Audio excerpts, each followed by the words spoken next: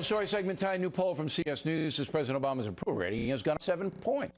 Right now, 46% of Americans approve of the job Mr. Obama is doing. 46 disapprove. A dead heat at CBS. A new Fox News poll just out today. President does not fare as well. 42% saying he's doing a good job, 52% bad job.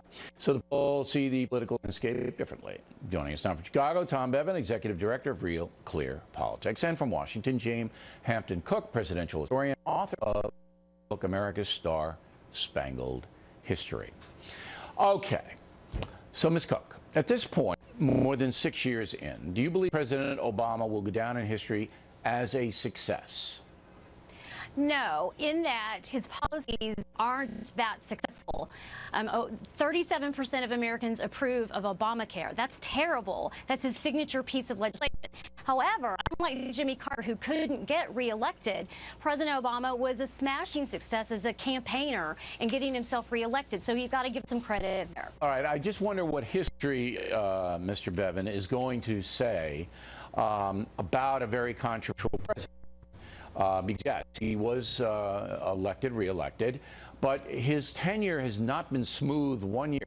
It's always been, let's say contentious. That's the best word. And now with this terrorism stuff, the new Fox News poll says that majority of Americans, overwhelming majority, feel that he's not protecting the nation and that America's weaker under his tenure. So how will he go down in history? Well, look, I don't know that we know that, Bill. You know how this goes. It takes a number of years to get this stuff sorted out. Obviously, Obama's place in history is secure, the first African-American president. But as far as domestic achievements go, Obamacare is basically it, and that the jury's still out on that. We have a Supreme Court coming up. We don't know what the future may hold there. And then internationally, you know, his supporters would say, look, he ended a couple wars, got us out of Afghanistan. But I think right now the consensus is that the president really came in, didn't have any overarching foreign policy strategy, and the world is kind of unraveled on his watch. Yeah, and that's the threat. I mean, if something happens in the next 2 years, another attack on the homeland here by the al jihadists, and all of that is going to influence. But Barack Obama right now, Ms. Cook, in your opinion, strong leader, how do you assess his leadership? Well, you know, it's good to be cool, calm, and collected as a president. That is reassuring to people. However, it's backfired against him because he hasn't shown enough passion. Not sending someone to Paris of a high rank, I think, is a good example of that. And so as a leader, you know, his best strength has become his weakness, and that sometimes happens with presidents. All right, and I want to just put out in the Fox News poll, Biden does okay. And so does Michelle Obama, 57% approval rating. So it sneaks out there, go, Fox News doesn't like President Obama. This is a scientific poll apart from what we do. Now, the spike in the CBS News poll, I believe, Mr. Bevin, is due to the lower gas prices and more job creation, even though those new jobs don't pay a lot of money.